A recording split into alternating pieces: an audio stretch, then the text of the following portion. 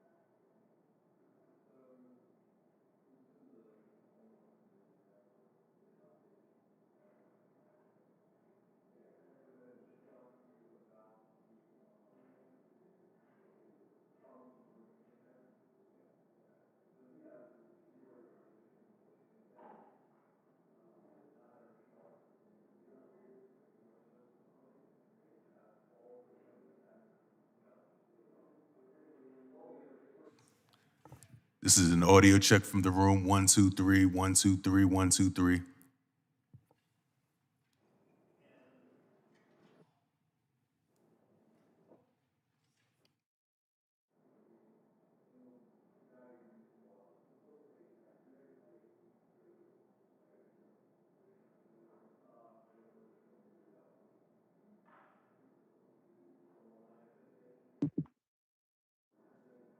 Lucinda, do you have any semaphore flags over there? We could, Yeah, I'll get the emergency one standing by. I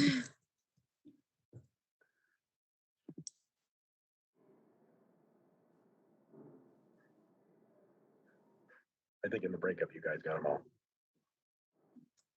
But in the event of an emergency, I will just dial the watchtenders at the Coast Guard. Yeah, right, exactly. Yeah.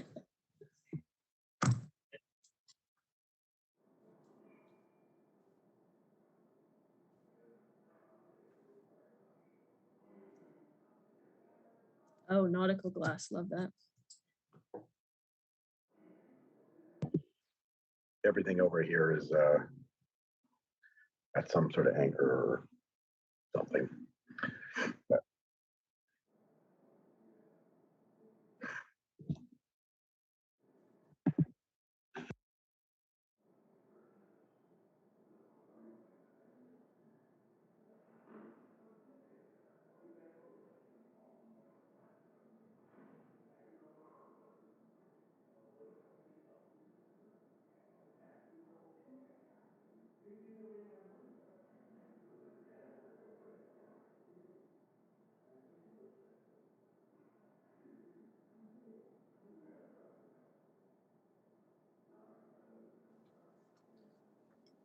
At this point, we'd ask that all witnesses please turn their cameras on if you have not done so already.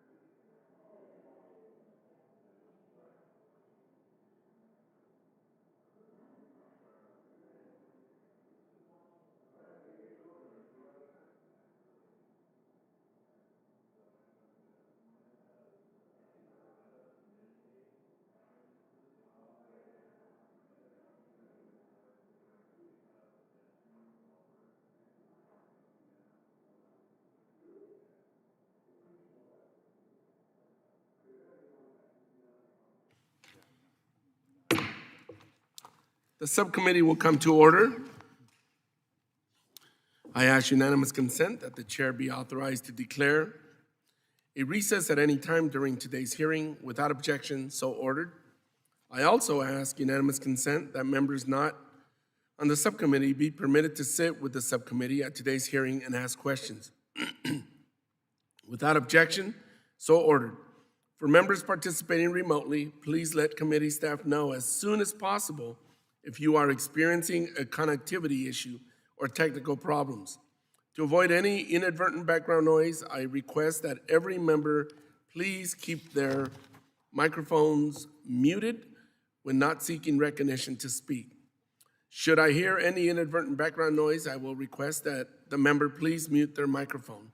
And finally, to insert a document into the record, please have your staff email it to documentstni@mail.house.gov. Thank you very much. With that, we will proceed with our hearing. Good morning and welcome to today's hearing on the review of the fiscal year 2022 budget request for the Coast Guard and Maritime Transportation Programs. Today, we will hear directly from the Commandant and the Master Chief Petty Officer of the Coast Guard and Chairman of the Federal Maritime Commission and Acting Administrator of the Maritime Administration on the President's budget request and agency priorities. The Coast Guard currently has approximately 41,600 active duty military personnel members, 7,000 reservists, and 8,200 civilian employees supporting the service's 11 missions, including port and waterway security, maritime, marine environmental protection, marine safety, aid to navigation, and search and rescue, among others. Despite the agency's importance as one of 6 branches of the military and their role in maritime law enforcement, the Coast Guard is chronically underfunded and overextended. We must support our service members with every resource available to carry out their missions. I am particularly interested in updates on the implementation of the Small Passenger Safety Act enacted as part of the fiscal year 2021 NDAA and how the Coast Guard is working to ensure that another event like the Conception fire, which occurred in my district, does not occur again. I also look forward to updates on the Coast Guard's ability to balance a diverse mission set, efforts to support coasties through housing and childcare investments, the status of the Coast Guard's technology revolution, reimbursement levels to the Coast Guard from the Department of Defense for their defense readiness mission support, and the Coast Guard's diversity and inclusion efforts that will strengthen the service. On marine transportation, I look forward to Merit's plan to revitalize every facet of the U.S. maritime industry, from our ports to the continually declining U.S. flag fleet and the associated American merchant mariners. I would like to hear more about how the Port Infrastructure Development Program can help address and prepare for climate change. I'm particularly interested in how the Port Infrastructure Development Program will support the recently announced Morro Bay Wind Project offshore of my district. Building out the port infrastructure to receive and transmit this energy, as well as creating laydown space for shoreside wind turbine staging, is of critical importance and will take a significant investment. This project is especially timely for areas in my home district, such as San Luis Obispo County, who may need federal assistance to take full advantage of this budding energy industry. We must also invest in the maritime sector decarbonization. Merit's Maritime Environmental and Technical Assistance Programs is crucial to supporting the technological advances to position the United States as a leader in green shipping technology. I am disappointed that the administration's national maritime strategy remains incomplete. While mandated by legislation in 2014, Merit has yet to develop an implementation plan or report on regulations that impact the competitiveness of the industry. The U.S. flagged maritime fleet has declined to an unacceptable level, and the agency tasked with its promotion has refused to act. I hope that under new leadership, we see that change. Following up on last month's hearing on shipping container shortages and delays, and considering President Biden's executive order promoting competitiveness in the American economy, I look forward to hearing from the FMC on how they plan to allocate resources towards addressing these market concerns and ensuring an even playing field. We have a lot to cover and no time to waste, so let's jump into it. I look forward to our witnesses' testimonies and hearing each agency's spending priorities for the upcoming fiscal year. I now would like to call on ranking member of our subcommittee, Mr. Gibbs, for an opening statement. Thank you. Before I start, Mr. Chairman, I ask unanimous consent that Representative Van Drew's statement be submitted on the record. I guess he has laryngitis, so. Without objection, so ordered. Thank you, Mr. Chairman. Thank you for our witnesses. I'd like to say for being here today. I'd like to say it would be nice if you were here in person. It is my understanding at least one of our witnesses asked to be here in person, was told he could not be here in person, and I think that's the wrong way to go about it. Witnesses, if they chose to be here, they should be able to be here in a face-to-face interaction with committee members. Before I get started my comments on the budget request for the federal maritime programs, I want to express to the Commandant the committee's disappointment at the Coast Guard's relying on the Department of Interior for its maritime and navigation safety responsibilities. Since Congress passed Section 414 of the Coast Guard Authorization Act of 2006, the committee has repeatedly reminded the Coast Guard of its responsibilities to establish areas of necessary for safe navigation before the Department of Interior leased areas on the outer continental shelf for wind farms.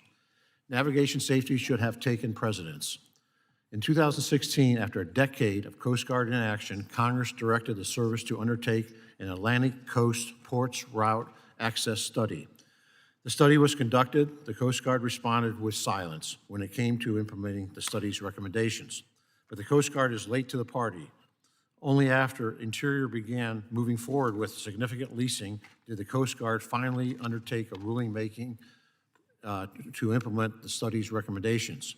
Yet, the Coast Guard staff assures the committee that they are participating in the Interior's permit review, even though the rulemaking is now pushed off until next year.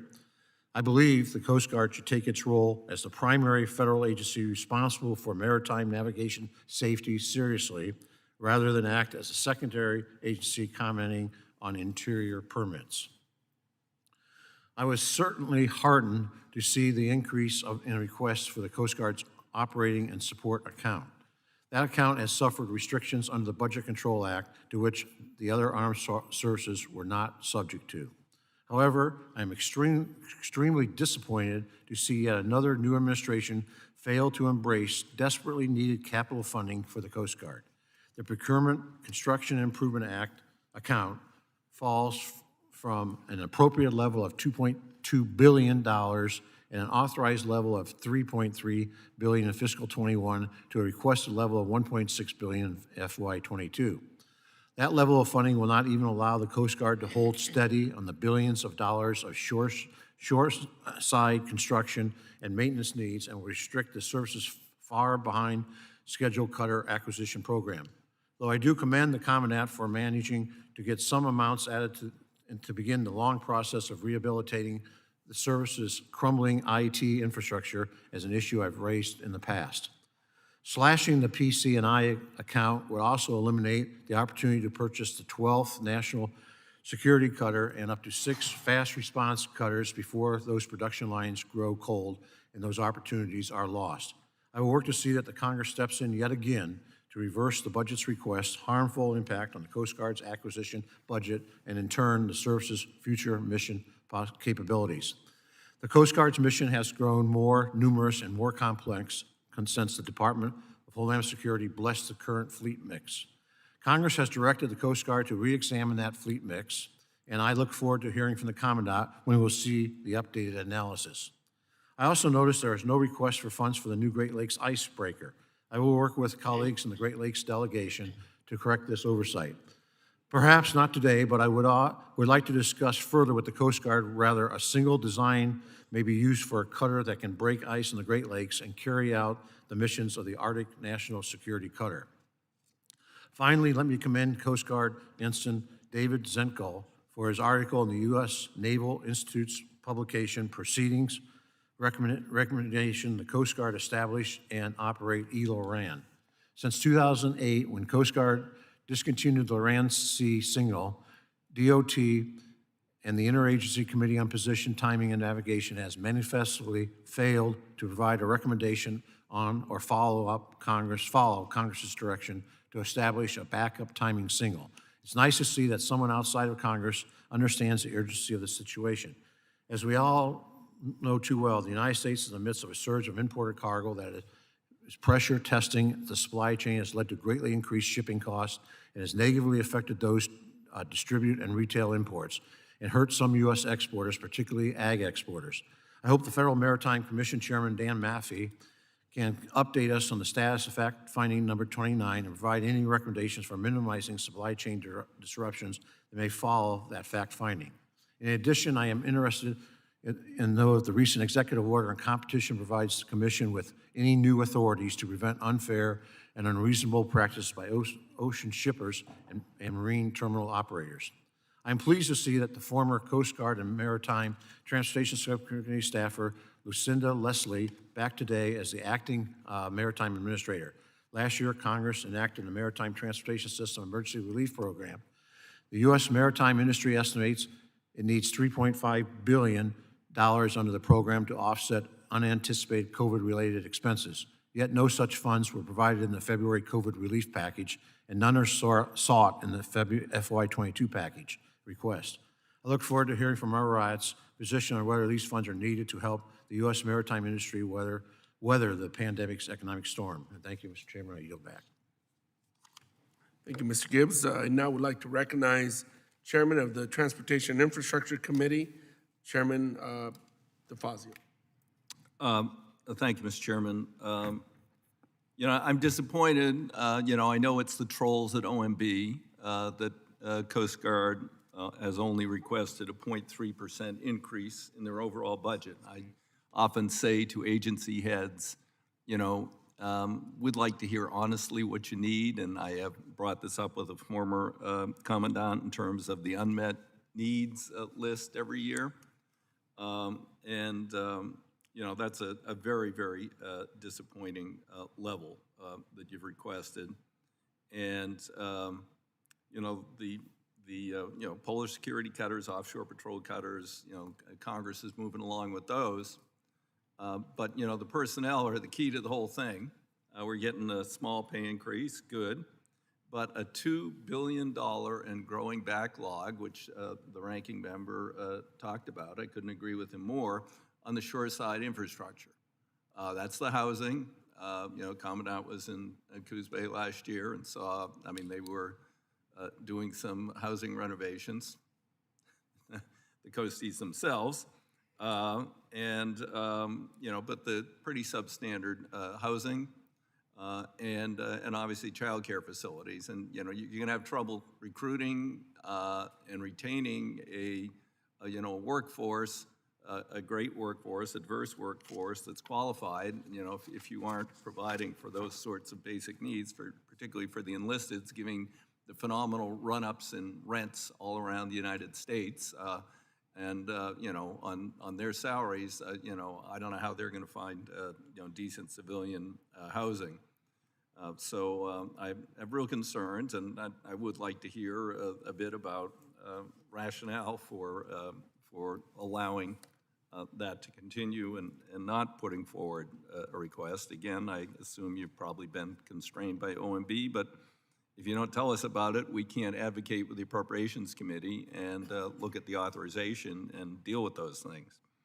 The Maritime, I'm pretty disappointed in the request from the President that, we don't have, money for the Port Infrastructure Development Program proposed in this year's budget. No funding for the Maritime Transportation Emergency Relief Authority. The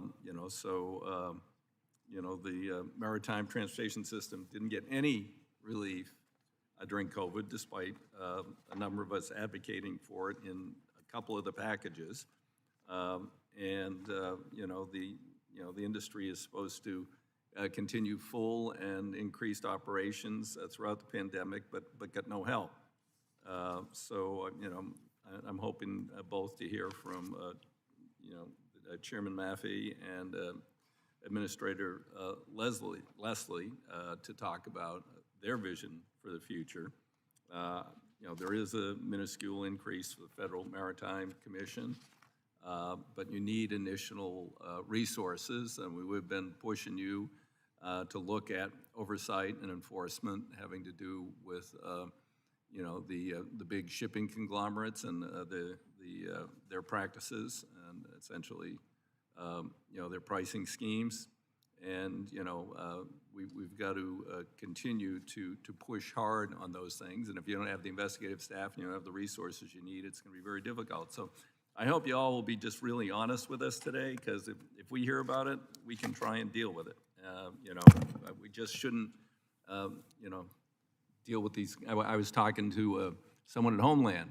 My state has a huge problem with oath keepers and 3%ers and all that, particularly in my district. And we asked for a Homeland Security terrorism coordinator, and OMB said, oh, no, we can't have those, too expensive. 12 states wanted them. I mean, this is ridiculous. We need to meet the needs of the nation, and the jerks at OMB shouldn't be calling the shots. Thank you, Mr. Chairman. With that, I would now like to welcome the witnesses on our first panel. First, we have Admiral Carl Schultz, Commandant of the United States Coast Guard, the Honorable Daniel B. Maffei, Chairman of the Federal Maritime Commission, Master Chief Jason M. Vanderhaten, Master Chief Petty Officer of the United States Coast Guard, and last, Ms. Lucinda Leslie, Acting Administrator for the Maritime Administration. Thank you all for being here today, and I look forward to your testimony. Without objection, our witnesses' full statements will be included in the record. Since your written testimony has been made a part of the record, the subcommittee requests that you limit your oral testimony to 5 minutes. With that, we will proceed. Admiral Schultz, you may proceed. Well, good morning, Chairman DeFazio, Chairman Carbajal, Ranking Member Gibbs, members of the subcommittee, and I appreciate each of your strong words about the fiscal challenges and readiness challenges facing our service. I'm extraordinarily proud of our workforce and remain humbled to serve as their service chief. I appreciate the opportunity to testify before you today and appreciate you entering my written record for the record. On behalf of the men and women of our service, please accept my gratitude for your enduring support of the United States Coast Guard and our efforts to restore service readiness.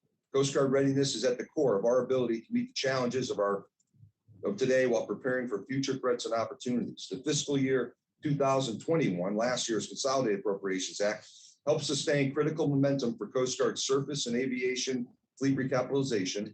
It injected much needed funding to improve our aging shore and information technology infrastructure. It made essential investments in our workforce, the heart and soul of our service.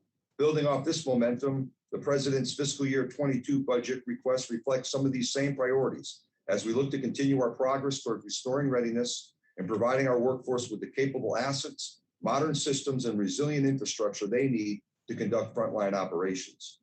Maritime security is in fact national security, and demand for our Coast Guard services and capabilities is increasing across the globe, as the Coast Guard is viewed as a unique instrument of international diplomacy and a reliable partner to like-minded friends and allies, especially in the geographically, strategically important areas like the Arctic and the Indo-Pacific. With your support, we continue to build the nation's first new heavy polar icebreakers in nearly half a century. As mission demands continue to grow in the Arctic, completing the Polar Security Program of Record will enhance operational capability and capacity within the U.S. heavy icebreaking fleet. Funds appropriated in 2021 will enable construction of the second Polar Security Cutter. In the fiscal year 22, President's request continues to make investments for a third. When fully operational, this new class of heavy icebreakers will provide global reach and the ice-breaking capability necessary to sustain more persistent operations in the polar regions, access which is critical to projecting U.S. sovereignty and protecting our vital economic, environmental, and national security interests. Additionally, the funding provided in fiscal 2021 allowed us to maintain momentum on our offshore patrol cutter, better known as the OPC program, a top acquisition priority. Continued progress on the OPC program is absolutely vital, as these cutters will replace our legacy fleet of 200 and 270-foot medium endurance cutters. This legacy fleet has served with distinction for decades, but is becoming increasingly challenging and expensive to maintain, and we continue to see degradation in their operational availability. Despite the extraordinary efforts of our Coast Guard men and women, the medium endurance cutter fleet has lost approximately 11% of operational capacity in the past 2 years due to unscheduled maintenance and repair work, negatively affecting service readiness and frontline mission performance. Like my concerns with our surface assets, I've become increasingly concerned about our ability to stay in operations with our legacy rotary wing aircraft. Our current fleet of MH-65 Dolphin and MH-60 Jayhawk helicopters are undergoing essential service life extension programs, better known as SLEP, to push capabilities into the mid-2030s. However, the rapidly declining availability of MH-65 Dolphin parts reveals that SLEP alone will no longer ensure MH-65 readiness. Hence, the Coast Guard must immediately begin transitioning towards an all MH-60 Jayhawk fleet while continuing to participate with the Department of Defense in the search for the next generation of future vertical lift assets. I'm also mindful that every Coast Guard operational mission is supported by our aging infrastructure, which is degrading faster than we are capitalizing it. Private organizations generally recapitalize their infrastructure at a rate of 2 to 4% annually. Our 10-year average of recapitalization is only 10 to 20% of that value. As such, recapitalization and deferred maintenance backlogs continue to trouble the service. To remain always ready, we must invest in and update our shore facilities to meet today's standards for efficiency and resilience. The fiscal 21 appropriation provided substantial support here, and the fiscal 22 President's request includes targeted investments to improve the condition and energy efficient of our shore facilities, but significantly more remains to be done. Modernized facilities, the appropriate technology, and mobility will help close our readiness gap and enable our workforce of 56,000 active duty, reserve, and civilian employees to continue to demonstrate their bias for action or initiative to solve complex problems. Critically important is operations and support, or O&S budget growth, such as the 6% requested in the President's 22 budget. In the out years beyond 22, sustained predictable O&S budget growth of at least 3 to 5% in conjunction with strategic investments to recapitalize assets, infrastructure, is essential to restore readiness and build the 21st century Coast Guard the nation needs and deserves. Thank you for the opportunity to testify today, and I look forward to answering your questions. Thank you, Admiral Schultz. We will proceed next with Chairman Maffei. Thank you very much, and good morning to you, Chairman Carbajal, Chairman DeFazio, Ranking Member Gibbs, and all the members of the subcommittee. I'm honored to appear today in support of the Federal Maritime Commission's budget request for FY 2022. The FMC is a relatively small agency with an annual budget of approximately $30 million that is charged with ensuring a competitive and reliable international ocean transportation system that supports the U.S. economy and protects the public from unfair and deceptive practices. At no time in decades has that mission been as important as it is today. The United States has brought in more ocean freight in less time than ever before in our nation's history. In fact, the U.S. imported more containers in the first 5 months of 2021 than in any previous entire year. Exports are also up substantially, including agricultural exports, and that increase only looks modest when compared with the explosion of imports. The American demand for consumer goods, which started largely due to online shopping during COVID, continues to increase. This spike in demand for imports has pushed cargo rates to record high, even higher now than they were when I appeared before you just a month ago. For example, the July spot rate to move a 40-foot container from Shanghai to Los Angeles is approaching $10,000 and is more than 5 times higher than in July of 2019, pre-COVID. Depending on the specific circumstances, the actual rate to book a Trans-Pacific box could cost even more than that. And this is without including congestion surcharges that can add thousands more dollars to a shipper's cost. And rates only tell part of the story. There is not enough space on ships for all the shippers that want space. And so some are having to wait for a future sailing And once on the ship, it may even be days or weeks of delay before it actually gets there. All of this notwithstanding, the world's container ship fleet remains effectively fully deployed, and ocean carriers have accelerated their ordering of new ships, containers, and other equipment. Despite some gains in capacity in our ports and maximization of the global container fleet, the overall capacity system is still limited by truck, rail, and warehouse space shortages. The situation is creating real hardship for some shippers, such as agricultural exporters that Ranking Member Gibbs mentioned that deal, particularly those that deal with the low margin commodities, U.S. manufacturers that depend on specific imports from abroad, and small to medium-sized importers and ocean transportation intermediaries. It is these categories of shippers that can't afford the rates or lack sufficient market power for the carriers to value their continued business as much as they do those large, nationally known shippers. While the Shipping Act gives the FMC no authority to place a cap on rates or set quotas for export carriage or require carriers to offer the same rates to smaller shippers as bigger shippers, we do have the authority to take on a major source of headaches for shippers and truckers, and that's the unreasonable detention and demurrage fees. In the spring of 2020, the FMC unanimously voted for an interpretive rule that identified when these fees would be likely unreasonable and in violation of the Shipping Act.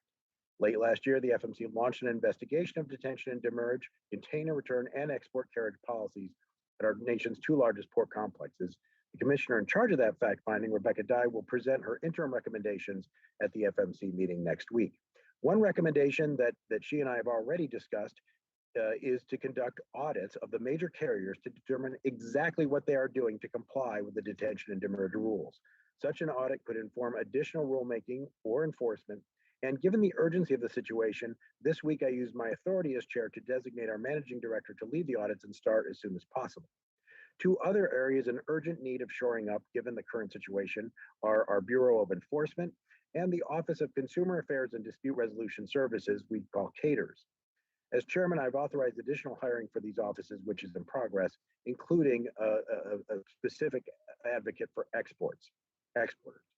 Now, while we are working hard to maximize this year's resources, we respectfully request $30.8 million to fund FMC's operation for the coming year. This amount supports an agency workforce of 128 FTE employees, many of whom must have advanced degrees and/or specialized experience to facilitate implementation of all the provisions of the Shipping Act. That's why the bulk of our budget goes towards salaries and benefits. Lease and security represent the next part of our commission's budget, and the third largest part is technology, which allows our workforce to do their jobs both at the office and in telework when necessary. Again, I'm grateful for this opportunity to appear before you today, and I welcome any questions you may have about our budget request or about the ocean transportation system generally. Thank you. Thank you, Chairman Maffei. Master Chief Van der Heen, you may proceed. Good morning, Chairman DeFazio, Chairman Carbajal, Ranking Member Gibbs, members of the subcommittee. I want to join Admiral Schultz in extending my utmost gratitude on behalf of the men and women of the Coast Guard for your enduring support of our efforts to restore service readiness. The Coast Guard is a truly unique agency. We are an armed force of the United States, the nation's lead maritime enforcement agency, and we're a maritime safety and regulatory agency. The men and women I represent today truly make up the finest Coast Guard in the world. Our dedicated coasties are on the front lines every day, carrying out operations globally and protecting our homeland's maritime domain from constantly evolving threats. Our people accomplish a broad array of missions with a relatively small force. We are successful because we foster an inclusive work environment where all members understand the importance of their service to their nation. As with all services, the Coast Guard faces numerous challenges. The current challenge I am most concerned about is our ability to recruit and retain the workforce needed to operate our cutters, boats, and aircraft. As we replace our aging assets, the new cutters, helicopters, and planes being built require us to grow our workforce now so that we are prepared to operate, maintain these technologically advanced craft when they arrive. Although today we enjoy the highest retention rate of all the military services, we will need to retain the future workforce at an even higher rate to meet increasing mission demands both domestically and abroad. Coast Guard leadership is taking a proactive approach to improving our retention by analyzing, evaluating, and mitigating causes members might leave the service early. We contracted with outside agencies for several studies to provide the Coast Guard with recommendations to remove retention barriers and to provide better quality of life for all our members. Based on these recommendations, we implemented several workforce initiatives, including adjusting assignment policies to facilitate the co-location of dual military families and modernizing the body composition program to adopt compliance methods similar to what the Air Force and the Navy use. We also updated our parental leave policy, allowing for 120 days of leave for primary caregivers, and created a program where Coast Guard reservists can be called to active duty to backfill members when they go on prenatal, maternity, convalescent, and primary caregiver leave. These updates definitely enhance the quality of work life for our members while maintaining our high standards of readiness. Policy changes are just one avenue to improve retention, but policy change alone is not enough to retain our best and brightest. We developed an action plan to reinforce the importance of inclusive leadership at all levels, especially leadership by example. And we started at the top of the enlisted workforce to demonstrate our commitment to good leadership. We completely changed our advancement process to Master Chief Petty Officer. This new process includes a panel that conducts a thorough review of members' records with an emphasis on selecting proven leaders who exemplify our core values of honor, respect, and devotion to duty. We have also stepped up our leadership game by expanding the availability of mentoring. Our Office of Leadership recently launched a new mobile-enabled mentoring program to connect mentors with mentees through traditional one-on-one mentoring on a global basis. The industry-proven app-based mentoring program provides flexibility to people searching for a mentor. This technology enables members from across the service to connect with mentors of their choosing and gain valuable advice and insight to better manage their careers. And I just talked to the Chief Master Sergeant of the Air Force, Chief Bast, and the Air Force is also considering using this same mentoring program. As we build the Coast Guard workforce of the future, we recognize the imperative to be an employer of choice that reflects the public we serve. Last year, we entered into a study with the RAND Corporation to identify barriers in recruitment and retention of underrepresented racial, ethnic, and gender minorities in the active duty Coast Guard. That completed study will be delivered later this summer. We look forward to sharing the results of the new RAND study with the subcommittee and continuing to implement the initiatives to ensure members from underrepresented minority groups can thrive in the Coast Guard. Your Coast Guard is hard at work to attract a talented and diverse workforce, and I appreciate this committee's commitment to create a Coast Guard ready to protect and defend America's maritime domain. Thank you for inviting me to testify today, and I look forward to answering your questions. Thank you, Master Chief Vanderheen. Ms. Leslie, you may proceed. Thank you. Good morning, Chairman Carbajal, Chairman DeFazio, Ranking Member Gibbs, and members of the subcommittee. I am very honored to appear with my esteemed colleagues, Admiral Schultz, Master Chief Petty Officer Vanderheyden, and Chairman Maffei, and pleased to testify on the President's fiscal year 2022 budget priorities for the Maritime Administration. Before I turn to the budget, I note that as a former staffer of this committee, I am astounded that my words will appear in this committee's permanent record, and I want my first words in that record to be those of gratitude. First to my family, my husband Vivek, and my children Sarah and Luke, and then to Congressman Elijah Cummings, for whom I worked for nearly 15 years. For my entire time with him, I handled his assignment on the T&I committee, and I worked on this very subcommittee during the 4 years in which he served as its chair. Without the opportunities Chairman Cummings gave me, I would not be here today, and more importantly, the guidance, counsel, and support he gave me and the wisdom and grace of his example made me a better person. I also want to thank the colleagues with whom I work now at MARAD and at the Department of Transportation. I am honored to work with these extraordinary public servants. As you know, the Maritime Administration supports our U.S. Merchant Marine, maintains the Ready Reserve Fleet, administers grant programs that invest in our ports and waterways, and operates the Merchant Marine Academy. MARAD is also supporting the President's Task Force on Supply Chain Disruption. Just last week, under the leadership of Secretary Buttigieg, the department held a roundtable with stakeholders from the ports of Los Angeles and Long Beach to discuss opportunities to address port and supply chain congestion. We were pleased that Chairman Maffei was able to join that event. To address critical infrastructure gaps while fostering and sustaining job opportunities in the maritime industry, the President's fiscal year 2022 budget requests just over $1 billion in funding for MARAD. Looking first at Sea Lift, the President's budget requests the full authorized amount of $318 million in funding for the Maritime Security Program, which will continue to assure DoD's access to these 60 ships. In addition, the President's budget requests $10 million for a new tanker security program. Funding is consistent with DoD's recent study on the U.S. flag tanker fleet, which found that there is insufficient tanker fleet capacity in the U.S. flag fleet to meet defense requirements. MARAD also maintains 41 ready reserve vessels that, together with the military Sealift Command vessels, provide sealift surge capabilities in support of our military. Funding from DoD in fiscal year 2022 will enable MARAD to continue to provide this sealift support and to advance essential recapitalization of this fleet, whose vessels average age is more than 46 years. MARAD recently awarded a contract for a vessel acquisition manager to begin acquiring replacement vessels for our ready reserve. The VAM will identify, modernize, and may operate these vessels. Looking at mariner training programs, the budget request includes $358 million to provide federal assistance to the 6 state maritime academies, including funding for the purchase of the 5th and final national security multi-mission vessel. We remain on schedule to take delivery of the first ship in fiscal year 2023. The fiscal year 2022 budget requests $230 million for the Port Infrastructure Development Program, which several members have referenced, to fund grants that improve port infrastructure and facilities. The budget requests $20 million for MARAD's Small Shipyards Grant Program, and it includes funding for the America's Marine Highway Program to support the increased movement of freight by water. To advance the essential decarbonization goals set by the administration, the budget requests $10 million to support the Maritime Environmental and Technical Assistance Program, which is researching alternative energies and technologies in the marine environment. Finally, the budget requests $90 million for the Merchant Marine Academy. On June 19th, I visited the Merchant Marine Academy to attend its 2021 graduation.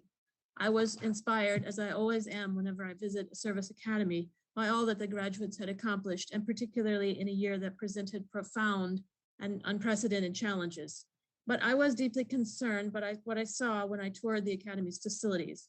I observed obvious disrepair and what appeared to be either severely deferred maintenance or poorly performed maintenance attempts, or both.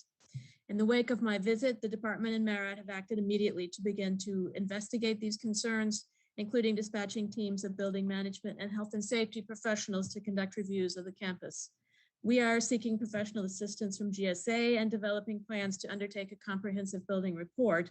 We will keep Congress closely informed of our findings. Thank you again for the opportunity to discuss the President's budget for MARAD, and I'm happy to answer any questions that you may have. Thank you, Ms. Leslie. We will now move on to member questions. Each member will be recognized for 5 minutes, and I will start by recognizing Chair DeFazio.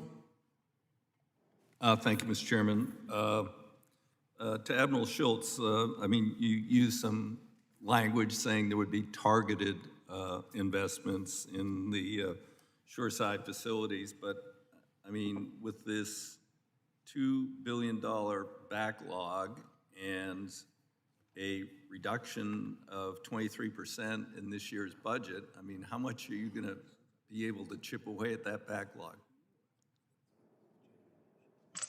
Well, Chairman DeFazio, thanks for the question. So let me put the President's budget request in some context. So if you look at the 21 enacted budget and the 22 President's budget, there's a small decrement, and that is a true factual statement. What is different in this budget is we actually have a 6% proposed increase in operations and support, which is unprecedented. We, from the imposition of the Budget Control Act, back dating what's that, 2013 or so, and the caps are lifted this year, 10% of ONS purchasing power over the good part of that decade. So 21 was start to turn 20 a little bit, 21 was a strong next step, 22 tends to build on that. The PC&I numbers are lower in this budget, but last year we lifted $555 million for the second polar security cutter. There's different step functions on different acquisition programs that come right, with different. but that's not, I mean, again, it's really not getting at my concerns on the shoreside infrastructure, but we'll let that go for now. I know you have to defend what you're told you're going to get. So there's a lot of work on the infrastructure, sir, and we're starting to bite. You're absolutely correct, sir. We need to put our foot on the gas on shore infrastructure. Last year was the highest mark. I think it was north of 350 million with down to projects. This year is smaller than last year. I spend an enormous amount of time making the business case that, for the reasons you talked about, retention, recruiting, folks have to have adequate facilities, they have to have mobility, and I will continue to put my voice against that, Chairman. Okay, I appreciate that. What about reimbursement from DOD? As I understand, with your extended international presence, which DOD has requested, which I think is excellent for international relations, et cetera. But how about DOD reimbursement? I don't think we're seeing that, are we? Well, Chairman, there's certain elements. So first and foremost, we are one of the 6 armed forces, as you know, a little different that we reside over in the Department of Homeland Security. We are part of the Joint Forces team and do have responsibilities across the globe. There are specific missions up in the Pacific Northwest, Maritime Force Protection Unit in Bangor. You understand the mission there, protecting the Bliss and Vista subs. The sister element to that is down in Kings Bay, the National Capital Region Air Defense Mission here in Washington. Some of our port security unit work down in places like Guantanamo Bay. There's certain aspects where there is direct DOD reimbursement for our services. What we do on a day-to-day basis, when we're over in the Arabian Gulf in the 5th Fleet, what we call Patrol Forces Southwest Asia, that is funded under Overseas Contingencies Operations. We actually brought that in 21 into the Coast Guard budget at an appropriate level. There was an uptick last year for the new FRCs replacing 2 of the old Island Patrol boats there. So I would tell you, sir, much of the work we do as part of the Joint Force, I think is appropriately funded to the Coast Guard's top line. I don't think we would do a reimbursable basis for the work we do. That would be extremely difficult. I think it's the specific things like maritime force protection work and other places that should be budgeted. Counter narcotics work. There's some 050 defense readiness funds that date back into the 80s that continue to play forward. They haven't been updated since about 2001. There might be a conversation there. So, but there's an interesting. You got to look at this. I think there's a lot of ways to look at this problem set. I think specific demand services we provide should be reimbursable. Other stuff I think is best addressed in our top line, sir. Okay. Mr. Murphy, how are you doing on the president's executive order saying FMC should ensure, fair market pricing? I mean, we continue to hear a lot, but also we hear that a lot of shippers are reluctant to file formal complaints because they're dealing basically with monopolies who will then maybe not serve them anymore.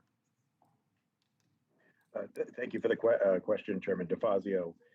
Essentially, well, first of all, I do want to thank the president for, in the wording of the executive order, he did respect the independence of the FMC. It did make 2 requests of the FMC, essentially. One, as you mentioned, that we crack down on unfair or unjust fees, such as the detention and demurrage charges that were deemed unreasonable in our spring 2020 rule. And the second, that we work with the Department of Justice to investigate and punish anti-competitive conduct. So, we've been doing a lot on the cracking down on unreasonable detention and demurrage, including an investigation launched last fall with Commissioner Dye that continues to go through and for the potentially for action, many different cases that we're looking at. But it's very important that we also have a audit program. I decided that it was important to look at all 9 of the major carriers, whether or not we were getting any complaints about them, because the way that this is working is it's not sort of a cut and dry thing. It's in billing. It's in those sort of details of whether or not there really is an appeals process or that sort of thing. So we're looking specifically at that. I would like to look at more stuff, but that we may not have the resources to do, so we're going to keep it to specifics. And then on the second thing with DOJ, it's very, very important. The concentrations in the industry are largely due to the mergers and acquisitions over the last 25 years that have brought us from 22 major carriers to less than 10. But the FMC doesn't have jurisdiction over those. Those are the jurisdiction of DOJ. So we're making sure we communicate. A memorandum of understanding has been signed and made public this week. And so we are going to make sure that that with the president's leadership that we do pay attention to that, and we're very appreciative that he is instructing DOJ to help us. They're obviously a lot bigger, but it's going to take both of us to tackle the concentration issues you mentioned. Well, thanks. My time has expired, but yes, this president has awakened DOJ's antitrust division from a very, very long slumber. So hopefully they will become more active. Thank you, Mr. Chairman. Thank you, Mr. Chair. I'll now recognize Ranking Member Gibbs. Thank you, Chairman. Admiral Schultz, I'm sure you'll agree with me that the Coast Guard is the lead federal agency for navigation safety. You concur with that, right? Yes, sir. Okay. I do, sir. Under Section 70,003 of Title 46 of the United States Code, gives the Coast Guard the authority to designate fairways and vessel traffic separation schemes in U.S. waterways in order to recognize the paramount right of navigation over all other uses. You agree with that? I do, sir. I do. Thank you. Yes. So, as we know, there was, since early in 2006, the Coast Guard became aware of efforts to lease on the Outer Continental Shelf for windmill farms, and the Department of Interior undertook 23 lease actions between October 2010 and February 2019. But the Coast Guard was slow or negligent to implement their responsibilities under that section to provide navigational safety. Do you want to just expound on what happened there and what your plans are to rectify this issue? Well, Ranking Member Gibbs, first off, thanks for calling attention to the situation. I would say, sir, on the Atlantic Coast Ways project, bars, access routes, I understand some frustration. So this is complex business. We're looking at many stakeholders as we get the permitting for offshore and alternative energy. As you mentioned in your opening statement, we are looking at a final rule here in 22 coming ahead, sir. As you sort of look inside the Coast Guard workforce on the prevention side, waterways management, marine inspectors, I think the committee here knows as well as anybody some of the challenges. We were playing catch-up ball in terms of marine inspectors. Now, I landscape increasingly sophisticated, complex maritime domain. So we see, 1,800 per and for LNG and other things. So we are building out our workforce waterways management. I'm going to run out of time, so let me just interrupt you, Admiral, and just to say that we need to move on with that rulemaking. And then also Gulf of Mexico, I think, is going to be an issue, so we should be aware of that. I have more questions for you, but I want to move on. Sure. Maybe in another round, but Chairman Maffei, the audit, first of all, I want to commend you yesterday for announcing that you're going to do the audit for competition and everything.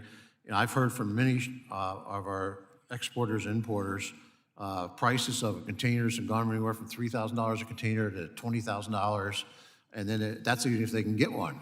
And so obviously this is a big issue that needs to be addressed, and I know we're having the fact-finding number 29 was complete, but we need to move on with enforcement and find out results. And one suggestion, I'd like to see what you think.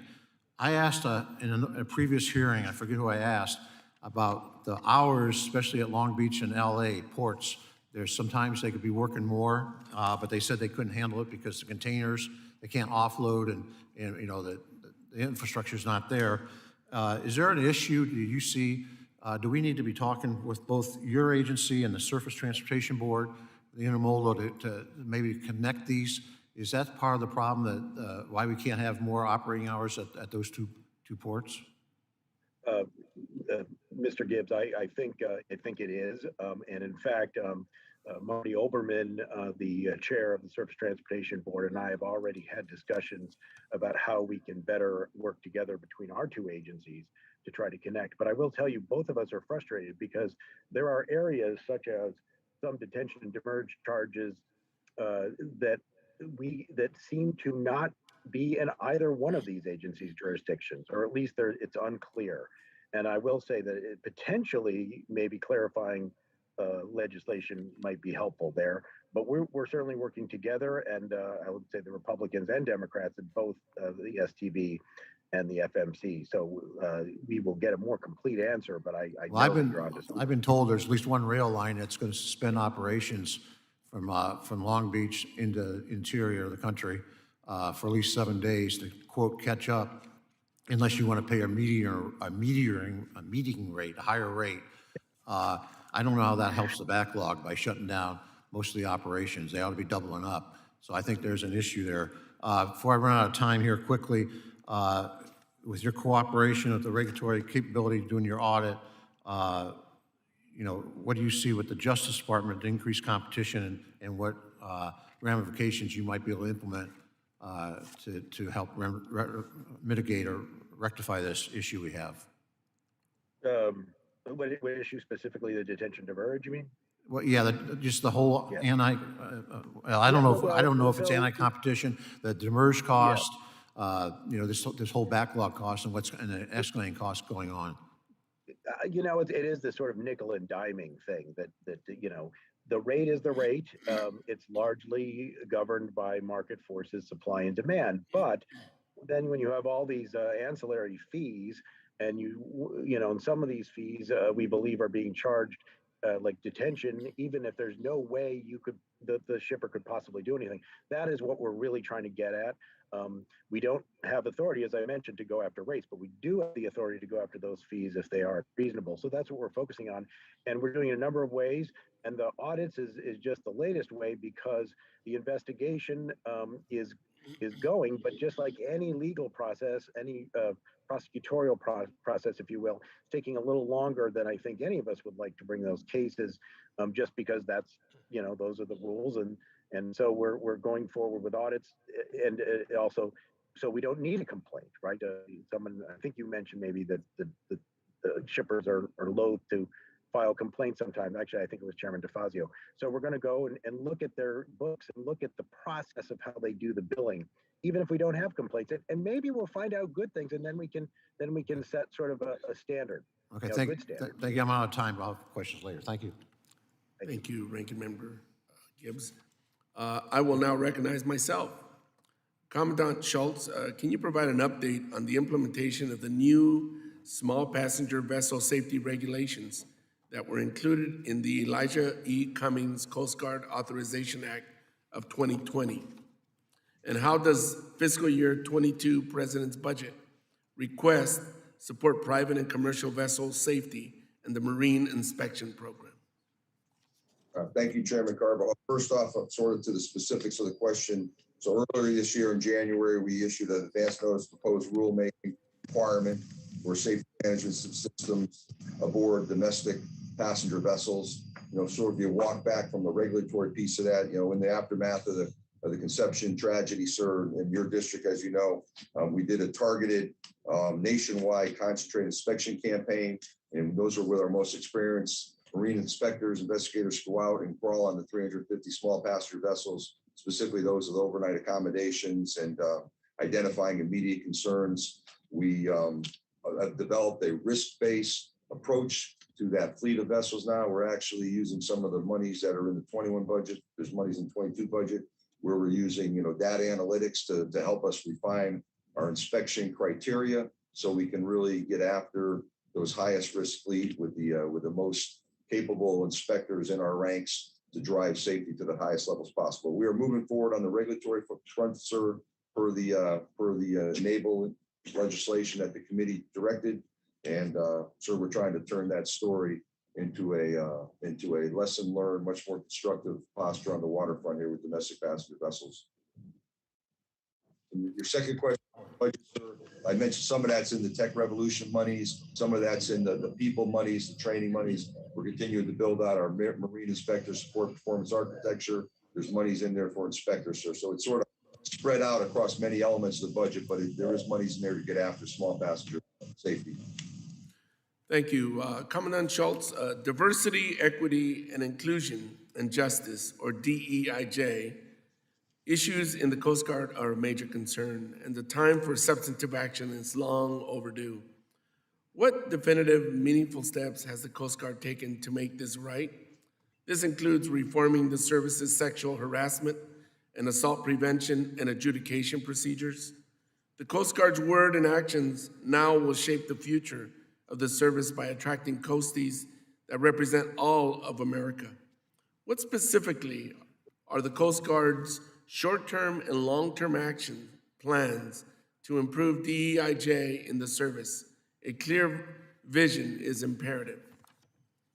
Yeah, thank you, Chairman Carball, for that question. So, sir, we have invested both resources and manpower, energy. You know, we were spending about $600,000 in change in 2018 when I came into this job. We are now investing in step functions more than $12 million to advance a Coast Guard more representative of the nation, to ensure every man or woman that enters the service has a equitable experience. They see an organization that's welcoming, an organization that every ship is pushing each Coast Guards into the next rung on the ladder. So we have 30 plus initiatives on the D&I front. We issued back a year ago a Diversity Inclusion Action Plan, and we have put that into action. We are well on our way to having 125 change agents that'll be taking to the field to interact with local commands, the Leadership Diversity Advisory Council, what we call the LDACs, and they will interface and they will raise the D&I acumen of our service. They will support leadership. They'll have those difficult conversations. So I think we have a very positive story. In some regards, I think we're leading on both our words and actions here. And I'm very encouraged we're heading in the right direction. So, you know, we have work to do. We need to be a service that is more representative. About 15% of women in our workforce. The Master Chief spoke to many of the initiatives. And some of those stemmed out of a RAND study. We did a holistic study at women's retention. We'll be taking results. The Master Chief also alluded to another RAND study here, probably in early mid-August, that looks at underrepresented minorities and factors that influence their career success and their retention. So, sir, I think we're getting after it. I think we have a very much an improving story, and I look forward to briefing you or any other members of the committee who'd like to sit down and have those conversations. Thank you, Commandant. Master Chief Vanderheyden, the Coast Guard needs robust investments in housing and childcare to support service members and their families. Could you detail the need of our service members and how this budget request addresses those needs? What else can Congress do to help the economic viability, financial security, and peace of mind for our coasties' families? Thank you, Chairman Carbajal. I appreciate the question. You know, the Congress has helped us with a child care subsidy. Each year we do a little bit more in child care subsidy. So we've been able to offer our folks a little bit more money to help pay for child care. We also completely overhauled our subsidy delivery. We're utilizing the Navy now, and we went on a rank-based instead of an income-based delivery for child care subsidies, which has been extremely helpful for our most needy service members. And then in housing, the Commandant's authorized in our mission support enterprise, put together our housing assistance teams. Chairman DeFazio, this district is actually where we pioneered this effort. And we're we're putting some training to our active duty members to get in and get after some of our housing needs in a cost-effective way. We can always use some help in terms of our ability to provide better housing and better quality of life for our folks. We have about 9 or 10 child care facilities around the country, and they're located in places where the geography, the base really supports that type of footprint. The rest of the places we rely on the economy to provide childcare. As we start to group our cutters, and we build out some larger home ports, and we give our members an opportunity to do multiple tours in the same geographic location, that will help them invest in their, perhaps purchase a house or establish a better Coast Guard leasing operations to establish a lease-based system for our folks. But I'm optimistic that the future and the new cutters and the way we're establishing our basing system will also help meet the needs of our people. I say, as a Coast Guard, we recruit young members, mostly single, but we retain families. The Coast Guard is a family-oriented organization, and most of the folks that re-enlist in the Coast Guard are Coast Guard families. So I appreciate your concern and Congress's support to help you know, take care of our Coast Guard families, because that really is the future of the workforce. Thank you very much. We will now move to Representative Maliatakis. Thank you, Chairman. Well, first of all, Admiral Schultz, I just want to thank you and all the Coasties for what you do each and every day. We appreciate your service. And as a representative from Staten Island and Southern Brooklyn, I'm very proud to represent the New York sector. And I had a question related to housing. As you know, in 2019, there was a terrible fire and there was a lot of damage done to the housing at the base. And Congress had allocated $40 million to provide repairs and also to improve some safety measures and other upgrades to housing. Would love to hear from you about what is going on now at Fort Wadsworth, when we can actually expect some construction to begin. And this is certainly something that's a concern to the Coasties that I represent. Congresswoman, good to see you this morning, and thanks for your advocacy for those coasties you represent there in New York. Ma'am, on that, the 40 million was in the 21 appropriation, and that is to get after rebuilding. There's going to be up to 8 new Coast Guard family units there, and then plans to rebuild and repair, additional units there. That total housing inventory is 154 legacy units there. There's many elements. So when you deal with a fire situation like that, just getting your arms around what's the way forward here to build new takes a little bit of time. So we're doing extensive environmental assessments that go with that type of project, the planning and the environmental work. I think the timeline question you're asking for, it's probably about 24 to 28 months before we're probably shovel ready and starting to rebuild those units. But that has our top attention. That's it's a tough area. It's like many parts of the Coast Guard.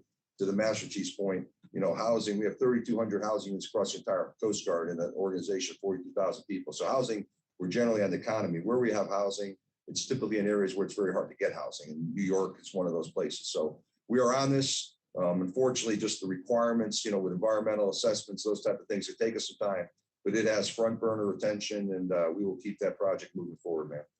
I appreciate that, and anything I can do to help advocate to move some of these reviews along, please let me know. I want to be able to be helpful in trying to get this done as soon as possible. Do you have any idea of the impact that not having this housing, fixed is having on the Coast Guard itself? Because it is a major sector, and obviously New York Harbor is very busy. Just wondering if you can maybe speak to that. Yeah, ma'am, I would say this. I would say, what we do in New York sector is a busy sector, is one of our busiest, as you know. Other members of the committee alluded to some of the challenges with housing crisis nationally in terms of rents and things. What we're trying to do on a national level, and I think it rolls the New York subset in because the number of units lost was fairly small, is we're having our coasties in places really advocating for the inbound coasties to help them find housing.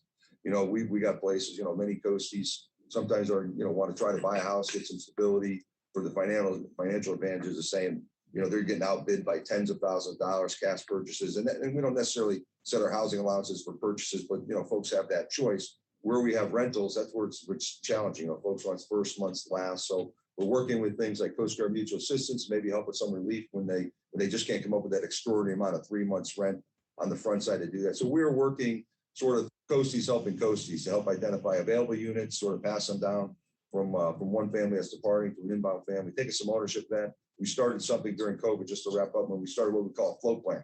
Sort of a mariner takes their boat out up in New York, you tell somebody behind where you're going. So if you don't show up on time, they know something's wrong. We started the float plan for a PCS, permanent change of station coasting. If you're moving from Miami to New York, there's someone tracking that. There's a call-in number 24 hours a day. If you have a problem on the road, if your house of goods get delayed. So we are much more actively managing our relocations than we ever did before. That dates back to the COVID crisis, some of the lessons learned we're carrying forward, ma'am. Okay, and I'm on the Foreign Affairs Committee too, so I'd be curious for you to comment on the Department of Defense making more frequent use of Coast Guard assets, including the deployment of a national security cutter in South China Sea. And, if you could just talk a little bit about that and any other missions that are going unmet when you transfer additional assets to provide additional services to the DoD. And if you have a second, just comment on your role with regards to Cuban dissidents that there may be an uptick of refugees trying to escape the island. let me start with the last part, ma'am, and I know of your heritage. I would say the focus from the Coast Guard with the situation in Haiti and Cuba both is the dangers of taking to sea. You know, we had a case when the tropical storm Elsa passed over Cuba here on the 4th of July weekend. There was 22 Cubans on a rudimentary craft. 9 were never located. We searched for days. There was 2 picked up by a local passing ship. Our Coast Guardsmen just happened upon them and rescued 11 of them. So 13 of 22 saved, 9 perished. I've witnessed this over my 38 plus years of the Coast Guard, how dangerous. It sounds like a short run from Cuba to South, Key West, 90 miles, but it is a treacherous run. So we are focused on, do not take to the water because you put your family, your inhabitants on generally rudimentary raft things at high risk. So that's our message there, ma'am. And we are enhanced our presence because if there's a propensity to take there, we want to get those folks and keep them safe first and foremost. On the other topic about the global Coast Guard, we absolutely have an increasing demand, unprecedented demand for Coast Guard capabilities across the globe. We just had a national security cutter come out of the Black Sea. We hadn't been in the Black Sea since 2008, and that was at the time that Russia was mounting forces near the border and things, and that was a U.S. warship, an alternative to maybe a cruiser or a destroyer being there. We're getting an increasing demand from the Indo-PACOM. I'm actually heading out next week with the Master Chief. We're commissioning 3 fast response cutters. It's a bit smaller, 154-foot vessel. We're going to be operating out of Apra Harbor, Guam, but they have long 10,000-mile legs, and they're going to be able to go and touch places, offer an alternative to China's checkbook diplomacy by people-to-people relationships, capacity building. So, ma'am, you're absolutely correct. We have an increasing demand for. We have a national security cutter getting ready to sail to the 7th Fleet right now, ma'am. The gentlewoman's time has expired. Thank you, ma'am. Thank you. The chair recognizes Mr. Larson for 5 minutes.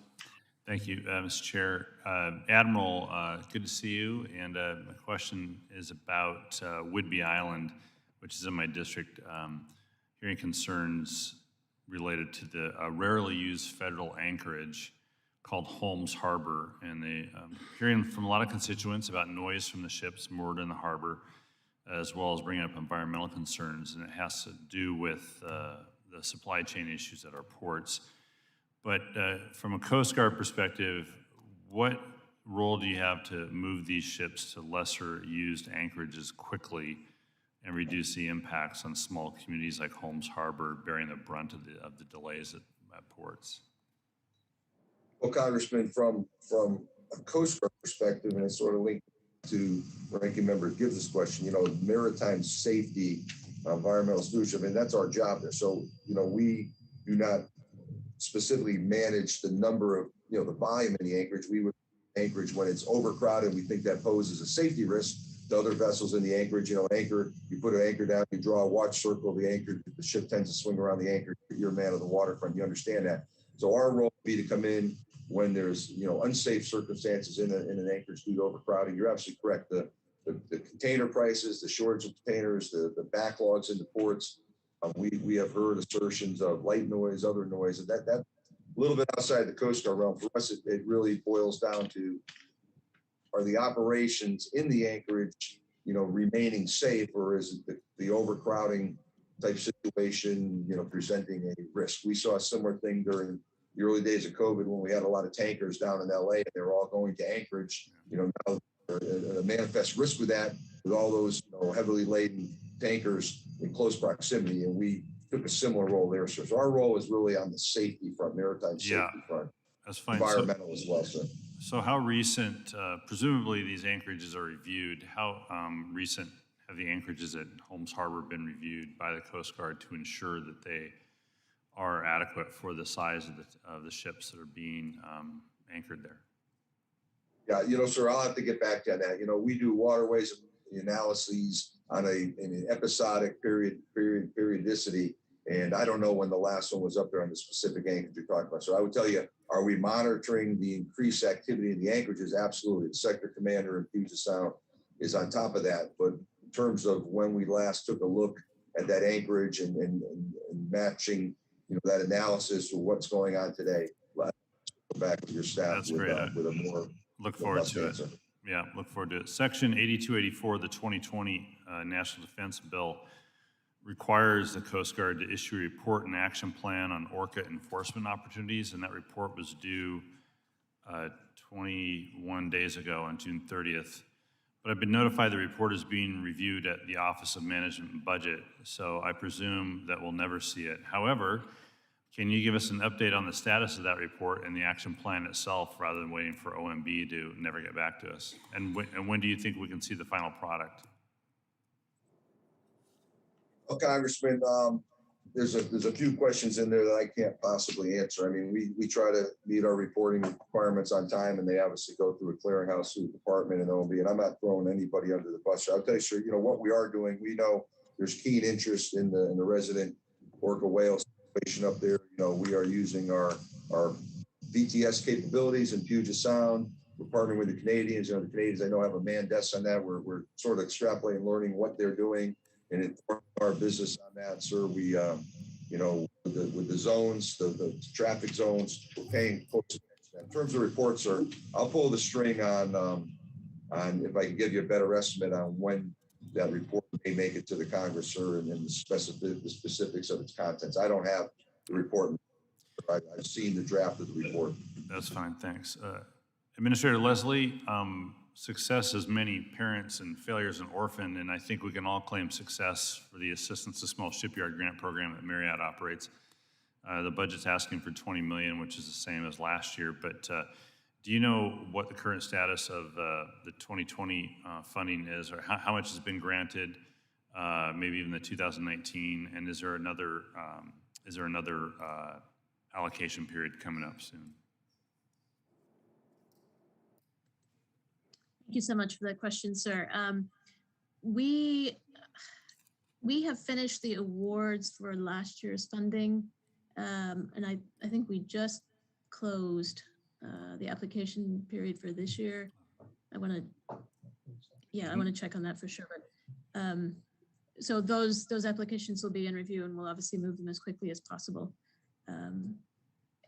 That's great. That's fine. It's been a great program, been successful in the Pacific Northwest, and I appreciate the attention to it. Well, and we're obviously extremely pleased for the request in the budget, and this is the first time that funding for the grant programs, this one as well as for PIDP and for the Marine Highways, has appeared in the budget request. Right, where we haven't had to fix the administration mistake, and I appreciate that. Thank you. Yield back. Chair recognizes Mr. Weber for 5 minutes. Okay, I think I've got me unmuted. Can y'all hear me? Yes. Okay, very good. Thank you.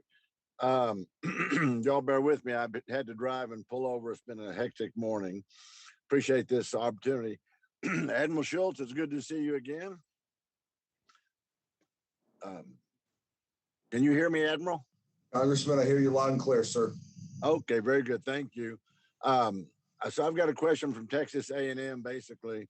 The state maritime academies have inquired about whether crews and their cadets on their training vessels must wear masks at all time.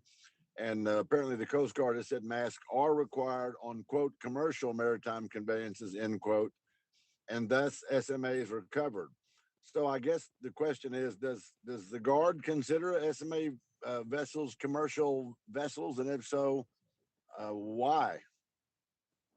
So Congressman, let me do this, sir. Let me take that question back and specifically get that right answer on that one. I'm not sure that is an informed position out there, but let me double check on that and we'll get your staff an answer on that today.